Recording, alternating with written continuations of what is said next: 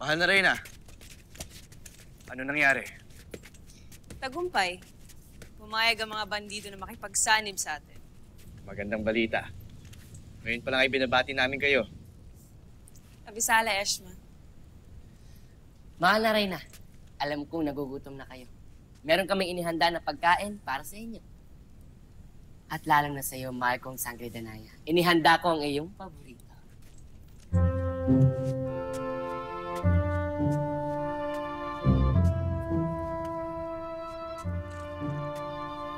Mabuti ka pa, Wando. Maalalahanin.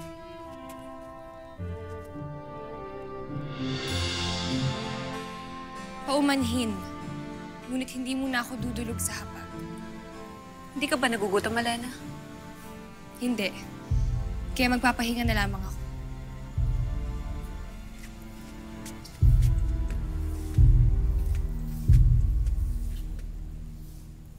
Mahal na Reyna, kumain muna kayo.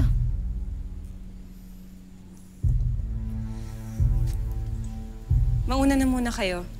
May pupuntahan lang ako. Naiwan na muna kayo dito. Tumulong kayong magsilbi.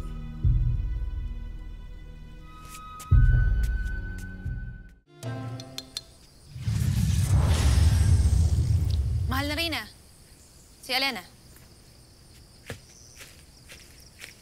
May bago ka bang ibabalita, Alena? Naghahanda na sina Amihan na lumusob kina Hagorn.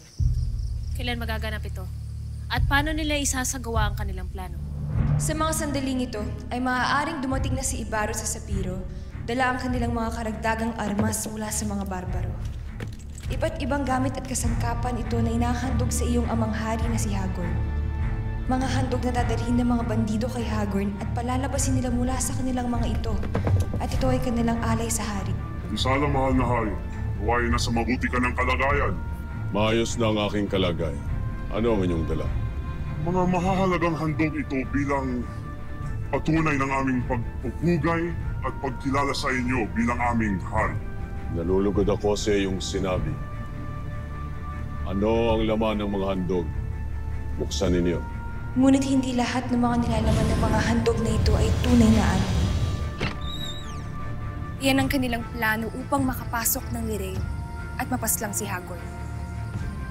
Kapag nagtagumpay sila Amihan dito ay madali na lamang nila mabawi ang mga brilyante at ang buong Lireo. Kung magagawa nga nilang kunin ang mga iyon. Bakit, Perena? Ano ang naiisip mong plano upang tayo ay magwagi? Hahayaan nating makapasok si Amihan sa Lireo gaya ng paraang inilahad ni Alena.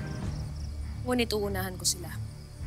Mauna akong pumasok sa Lireo upang abangan sila at ang aking ama. Hindi kita maunawaan, Perena. Ano ang ibig mong sabihin? Sapat na ang mga nasabi ko sa iyo, Alena. Basta't gawin mo ang nais ni Amihan at ako nang bahala sa mga susunod na mangyayari.